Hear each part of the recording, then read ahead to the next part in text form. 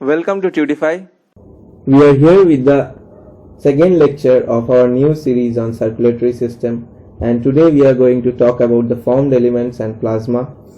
And if you have not yet seen our first lecture on this series, then do check it out, and the link is given in the description.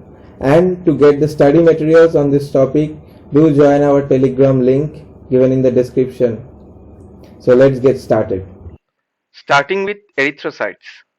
Erythrocytes, or the red blood cells, they are one of the formed elements of our body.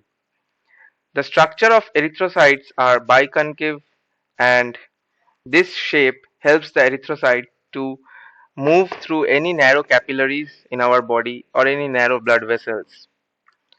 This shape is also because they do not contain any organelles and not even the nucleus.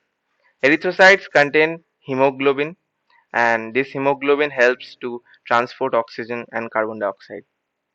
The function of erythrocytes is gas exchange and transport between lung, blood, and tissues. They also help in determining our blood type. Erythrocytes originate from the red bone marrow of our flat bones, that is, from our pelvic bones or our shoulder bones, and in our heart, uh, in our breastbone, that is the sternum. Erythrocytes is formed by a process called erythropoiesis, and these processes include the following stages, that is colony forming unit, erythrotroid, erythroblast, and reticulocyte and erythrocyte.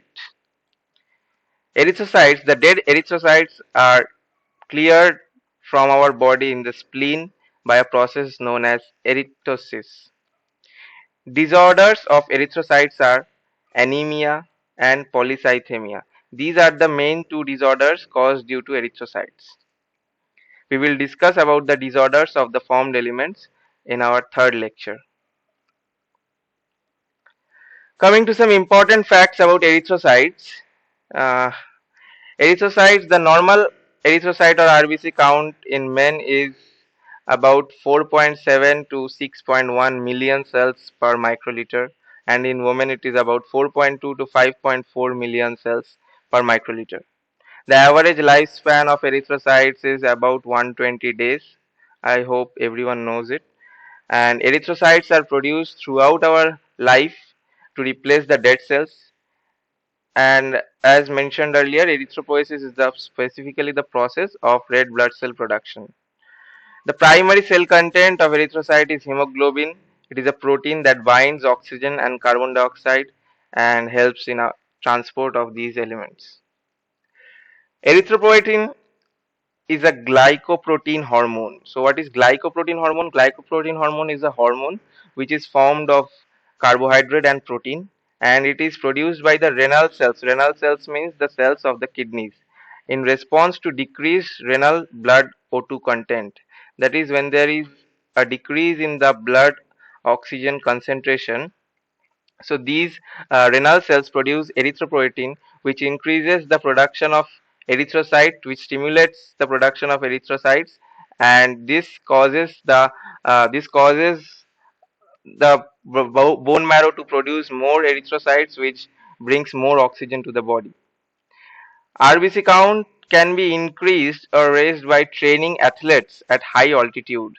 So the athletes train at high altitude just to increase their RBC count, and it helps them to run effortlessly, that is, or perform efficiently and get a lot of oxygen when they are in need of it. Some illegal ways are also there to uh, increase RBC count, and those who use this way are not allowed if they are caught. These ways are using of erythropoietin or androgen or their analogs using any external process.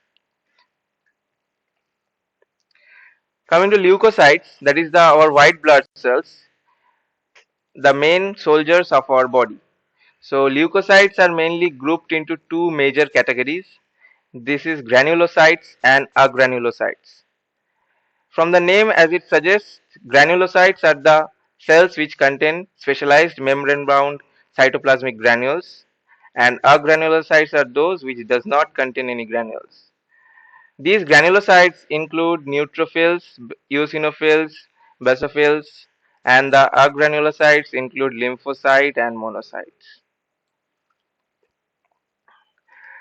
The normal WBC or leukocyte count in our body is about 4,000 to 11,000 cells per microliter, and the lifespan of WBC may be several hours to several days, and sometimes it may be several years for specific memory cells. So the vaccines work by producing memory cells which stays in our body and fight the viruses, bacteria or germ, whatever it is, whenever they enter our body.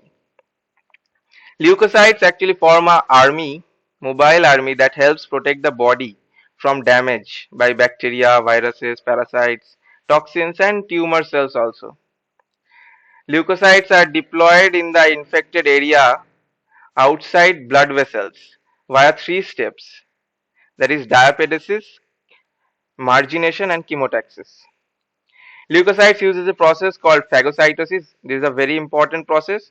Uh, in this process, they actually ingest the particles that are needed to be eliminated from our body, and the particle size must be of a diameter of 0.5 micrometer.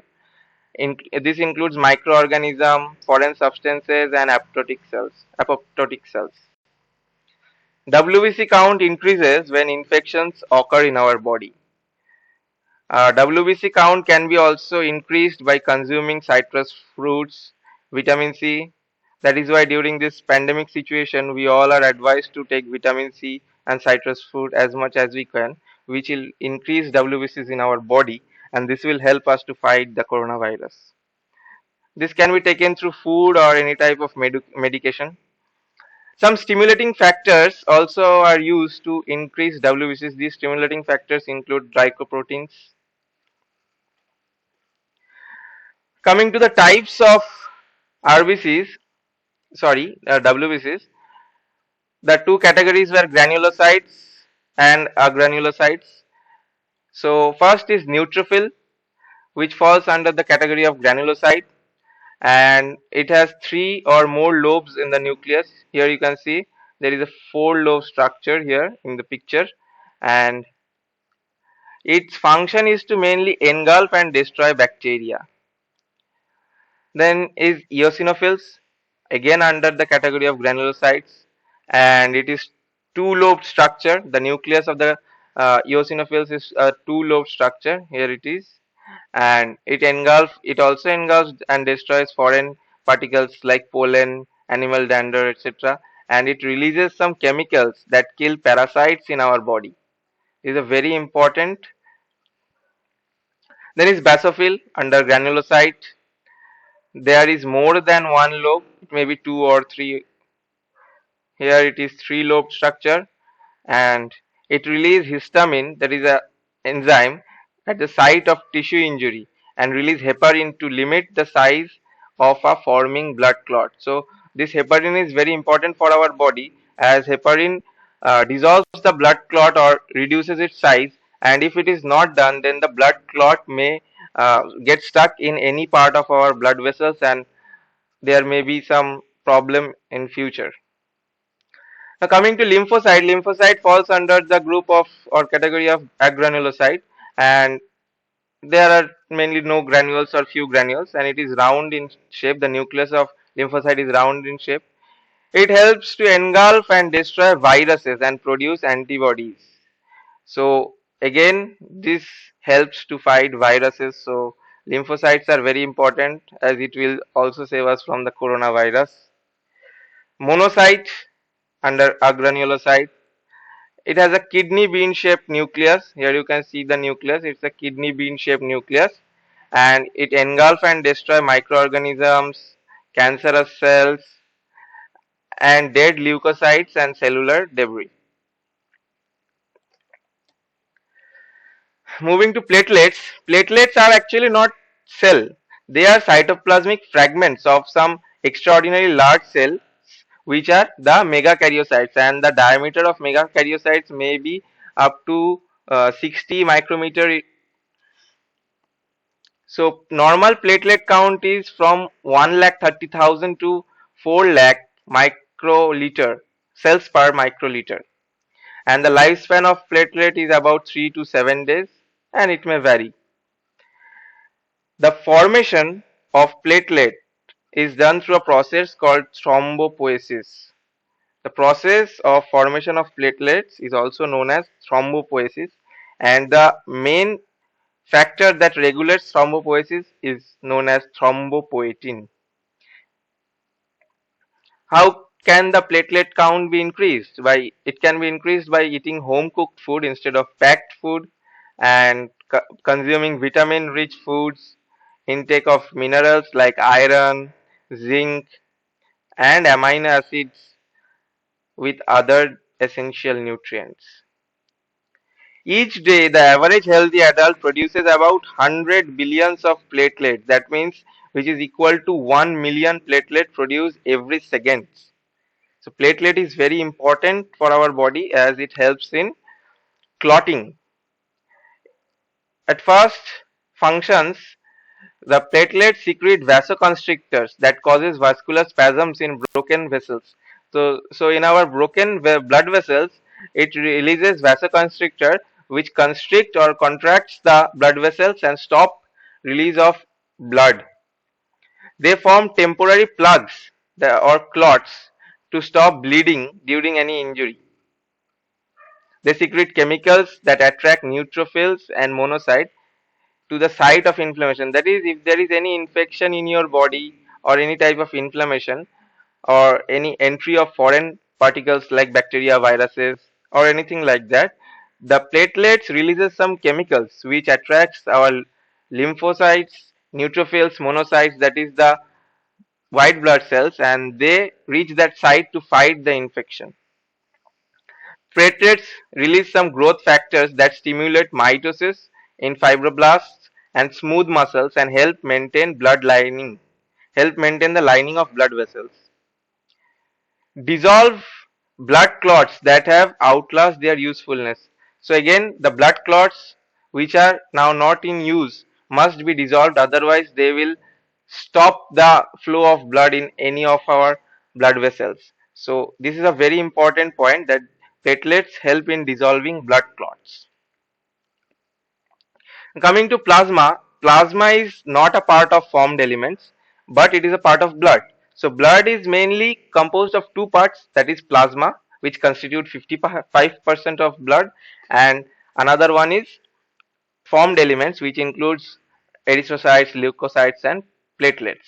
So we will just read in brief about the plasma. So plasma is nothing but the liquid portion of the blood. It is a yellowish liquid, and it is a component of the blood that holds the blood cells, proteins, and other constituents in of the whole blood in suspension. It contains some important proteins, that is albumin, alpha 1 protein, alpha 2 protein, and beta globulin. The constituents or the components of the protein are given here. So you can read this, but this is not for 12 or 11 or class 10 standard. This will be used in higher standards. The main function of these proteins are maintenance of oncotic pressure, transportation for many substances like fatty acids or calcium, hormone, etc.